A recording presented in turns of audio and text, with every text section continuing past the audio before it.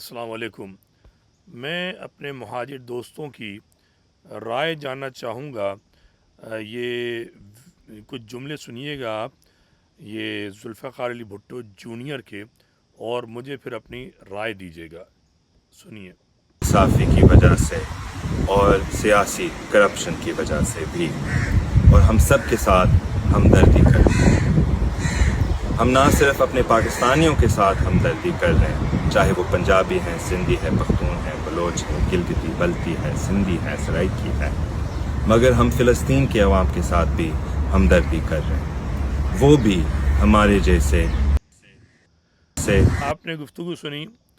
ये जूनियर जो हैं वो फरमा रहे हैं कि वो फ़लस्तीन के साथ भी हमदर्दी कर रहे हैं, और उन्हें पाकिस्तान में उन कौमियतों के नाम गिनाएं जिनका सूबा नहीं है। ठीक है, सराइकियों का ज़िक्र भी किया, बिल्तिस्तानियों का भी ज़िक्र किया, गिलगितियों का भी ज़िक्र किया। सवाल ये पैदा होता है कि ये शख्स कराची में रहता है और कराची को अच्छी तरह से जानता है, कराची की तबाही की वजह भी जानता है। ये कैनाल पर शोर मचाने तो पहुंचा, मगर कराची की बर्बादी पर कराची में रहने के बावजूद इसने आज तक कोई मुजाहरा नहीं किया। शर्म का मकाम यह है कि इसकी बहन फ़ातिमा भुट्टो एक काबिल मुसन्निफ़ा भी है, अमरीका के बेहतरीन इदारों की तालीम याफ्ता भी है, शौहर भी जो है वो अमरीकी है। मगर जब सिंध की बात आती है, मुहाजिर की बात आती है, तो मुहाजिर इतना इनके नज़दीक बदतर है कि उसका नाम भी लेना पसंद नहीं करते। फ़लस्तीन जिसको इजराइली तस्लीम नहीं करते, वो तो कहते हैं फ़लस्तीन की नाम की कोई चीज़ ही नहीं है। वो कहते हैं कि पूरा हमारा ये इजराइल है, फ़लस्तीनियों को नहीं मानते। यही हाल इन लोगों का है। ये आप तय कीजिए।